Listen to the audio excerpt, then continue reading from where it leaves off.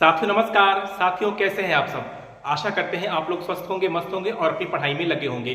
साथियों आप लोग का एग्जाम बेहद नजदीक है, तो अपनी तैयारी में कोई भी कोर कसर छोड़िएगा मत। एकदम तन्मयता के साथ लगे रहिएगा। आपको इस एग्जाम में बहुत बेहतर करना है और अच्छे मार्क्स अर्जित करने हैं। साथियों हम लोग प्राचीन भारत का इतिहास के अंतर्गत कुषाण वंश को आज देखेंगे। इसके पहले हमने मौर्य वंश को देखा था। कुषाण वंश में एक टॉपिक होता है कनिष्क। तो कनिष्क के बारे में एग्जाम में अमूमन पूछा जाता है, तो उसी को हम ध्यान में रखते हुए आज की अपनी इस कक्षा को लेकर आए हैं। कुषाण वंश के अंतर्गत कनिष्क। साथियों मैं आपको बताना चाहूंगा कि ये जो मौर्य वंश होता है, इसके पहले भी हमने एक विदेशी आक्रमण देखा था, जिसमें ईरानी आक्रमण होते हैं, ईरानी या पारसिक आक्रमण होते हैं, और फिर ठीक उसके बाद यूनानी आक्रमण, जिसमें सिकंदर का आक्रमण भारत पर देखने को मिलता है। उसके बाद मौर्य वंश आता है और मौर्य वंश एक विशाल साम्राज्य की स्थापना करता है। साथियों मौर्य वंश जैसे ही समाप्त होता है तो जो ये भारत की शासन सत्ता है वो फिर से सिमटकर छोटे छोटे भागों में बंटने लगती है। और ठीक उसी समय पश्चिमोत्तर भारत में, पश्चिमोत्तर भारत का मतलब है ये जो आपका हिस्सा है भारत का, ये जो हिस्सा होता है ये हमेशा से एक विदेशियों के लिए खुला स्थान होता था, और विदेशी जो है बहुत आसानी से इस ओर भारत में प्रवेश कर जाते थे। तो हर बार हम देखते हैं कि जो विदेशी आते हैं वो इसी पश्चिमोत्तर भारत से भारत में प्रवेश करने का काम करते हैं। तो जैसे ही मौर्य काल समाप्त होता है और यहाँ पर हमको एक के बाद कई सारे आक्रमण देखने को मिलते हैं। यहाँ पर हम देखते हैं, जैसे मान लीजिए कि यहाँ पर मौर्य वंश जैसे ही समाप्त होगा, मौर्य वंश का पतन होगा, ठीक इसके बाद पश्चिमोत्तर भारत पर, इसको हम लोग बोलते हैं पश्चिमोत्तर भारत, पश्चिमोत्तर भारत पर हमको कई सारे आक्रमण देखने को मिलते हैं। अगर हम बात करें इन आक्रमणों की, तो सबसे पहले जो आते हैं वो थे हिंद यवन शासक।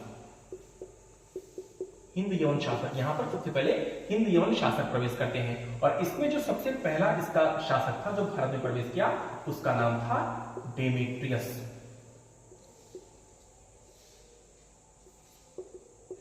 ठीक है, डेमेट्रियस नामक शासक भारत में सबसे पहले घुसने का प्रयास करता है। और अगर सबसे महत्वपूर्ण शासक की बात करें तो वो था कौन? वो था मिनांडर। ठीक, तो ये रहा हिंद यवन शासक के सबसे महत्वपूर्ण शासक, ये मिनांडर ही थे, हिंद यवन शासक से संबंधित थे। हिंद यवन जो वंश है उसके अंतर्गत मिनांडर सबसे महत्वपूर्ण शासक हुए। फिर ठीक इसके बाद जो आक्रमण होता है अगला, वो था किसका आक्रमण था? वो था आपका शकों का आक्रमण। ठीक है, शक लोग भारत में प्रवेश करते हैं और उनमें कई सारे शासक थे। जैसे मान लीजिए अगर हम आपसे बात करें तो एक था शहराद वंश का शासक,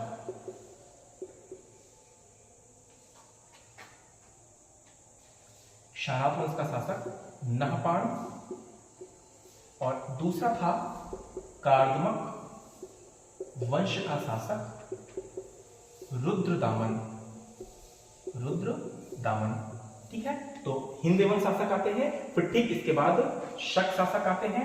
ठीक है, इसमें एक क्षारक वंशी नहपान था और कार्दमक वंशी शासक रुद्रदामन था। और इसके बाद जो आक्रमण होता है वो आते हैं पहलव। पहलवों का आक्रमण होता है, और इसका एक महत्वपूर्ण शासक था, उसका नाम क्या है? उसका नाम है गोंडोफर्नीज। ठीक, और फिर पहलवों के बाद जो आते हैं शासक, उनका नाम होता है कुषाण। कुषाणों का आक्रमण होता है, और इनमें भी जो आते हैं शासक, उसमें सबसे पहले आते हैं कुजुल कडफिसिस। कौन आता है? कुजुल कडफिसिस। और इसके बाद जो शासक होते हैं अगले, वो थे विमकडफिसिस। साथियों यहां पर मैं आपको बताना चाहूंगा कि कुषाणों की कुल दो शाखाएं प्रचलित होती हैं, जिसको एक लोग बोलते हैं कडफिसिस, और एक थी जिसकी पहले शासक हुए कनिष्क। ठीक है, तो इन्हीं कनिष्क को हम पढ़ेंगे। कनिष्क हमारे एग्जाम की दृष्टि से अत्यंत महत्वपूर्ण है। कौन?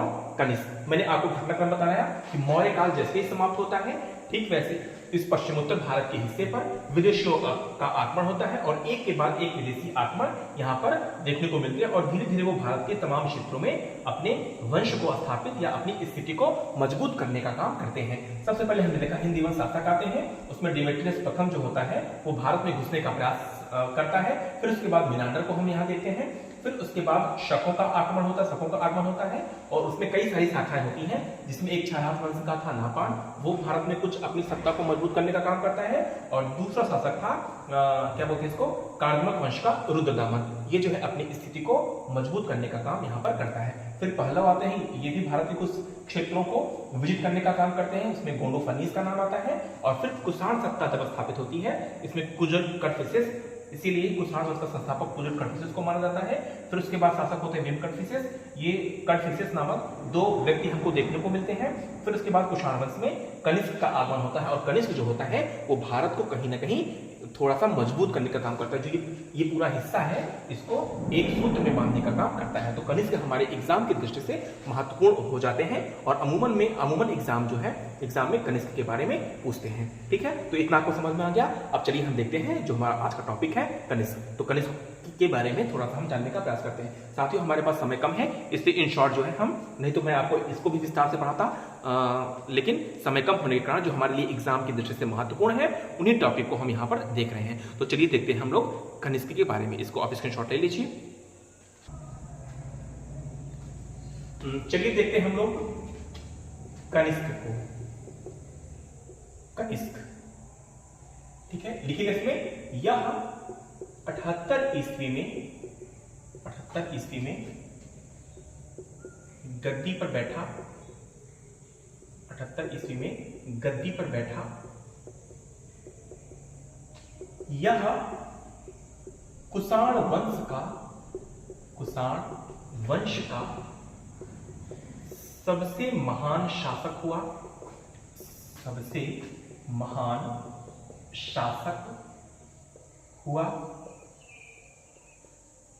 सबसे महान शासक हुआ। इसकी, या लिखिएगा, इसने अपनी प्रथम राजधानी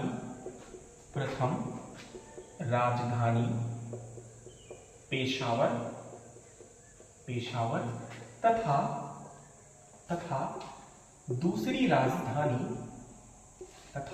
दूसरी राजधानी मथुरा को बनाई। ठीक है, अगर हम इसके साम्राज्य विस्तार की बात करें, हेडिंग लिखिएगा, साम्राज्य विस्तार। ठीक है, कहां इसका किस किस क्षेत्रों पर अधिकार था, कैसे इसकी पुष्टि होती है, तो लिखिएगा इसमें, गांधार पर इसके अधिकार की पुष्टि ह्वेनसांग के विवरण से होती है, ह्वेनसांग के विवरण से होती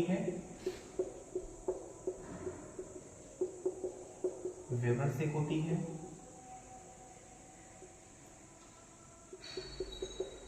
कश्मीर पर अधिकार की पुष्टि, कश्मीर पर अधिकार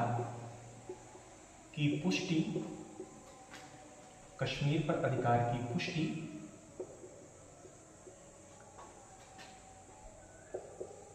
राजतरंगिणी से होती है,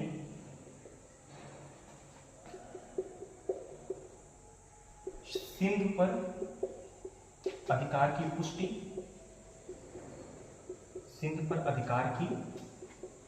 पुष्टि सुई विहार अभिलेख से होती है, सुई विहार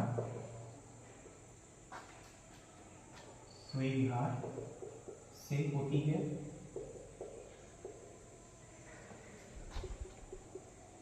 पंजाब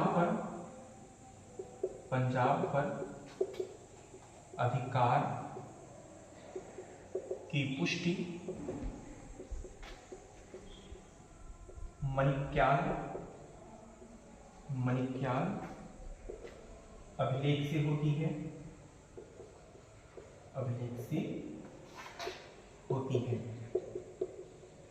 ठीक है, तो साम्राज्य विस्तार के अंतर्गत आप हेडिंग डाल सकते हैं इसमें कि जो है इसकी गांधार पर विजय की पुष्टि होती है इससे, कश्मीर पर इसका अधिकार था, सिंध पर इसका अधिकार था और पंजाब पर इसका अधिकार था। अधिकार तो और भी क्षेत्रों पर था, लेकिन ये हमको साक्ष्य प्राप्त होते हैं कि कहां कहां इसका अधिकार था, कहां कहां इसका साम्राज्य विस्तार था। क्लियर इतना? चलिए इसको लिख लीजिए, फिर चलते हैं आगे की ओर।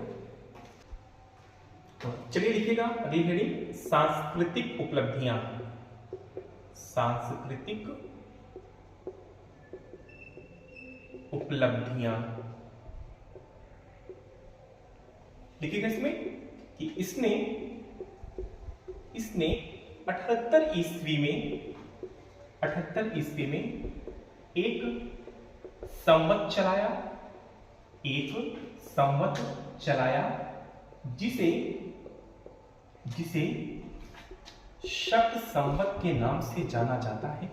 शक संवत के नाम से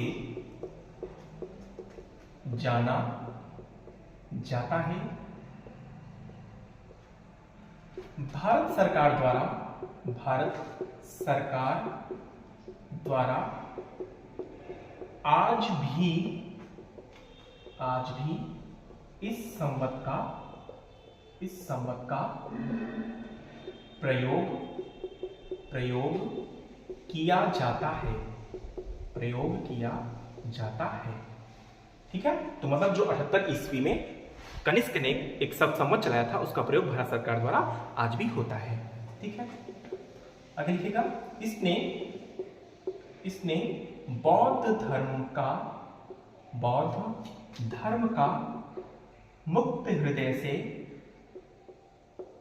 मतलब एकदम तन्मयता के साथ, मुक्त हृदय से संपोषण किया।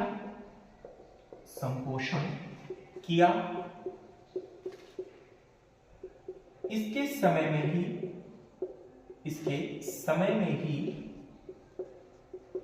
ही बौद्ध धर्म की चतुर्थ संगीति क्या था?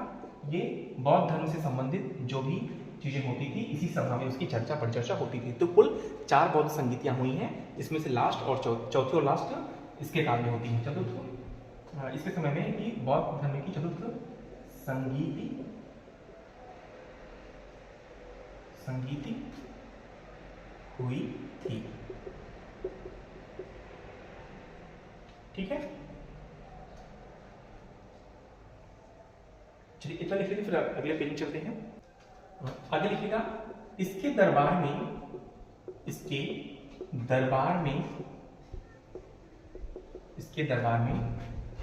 अश्वघोष, वसुमित्र, नागार्जुन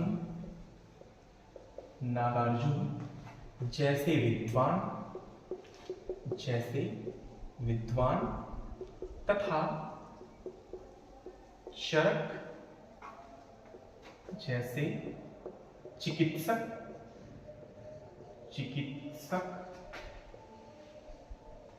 निवास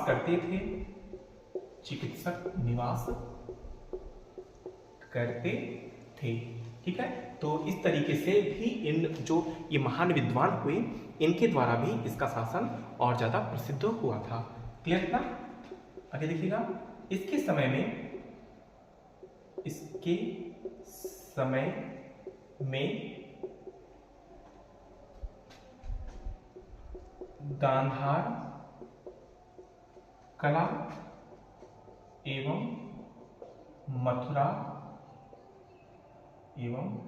मथुरा कला का विकास हुआ।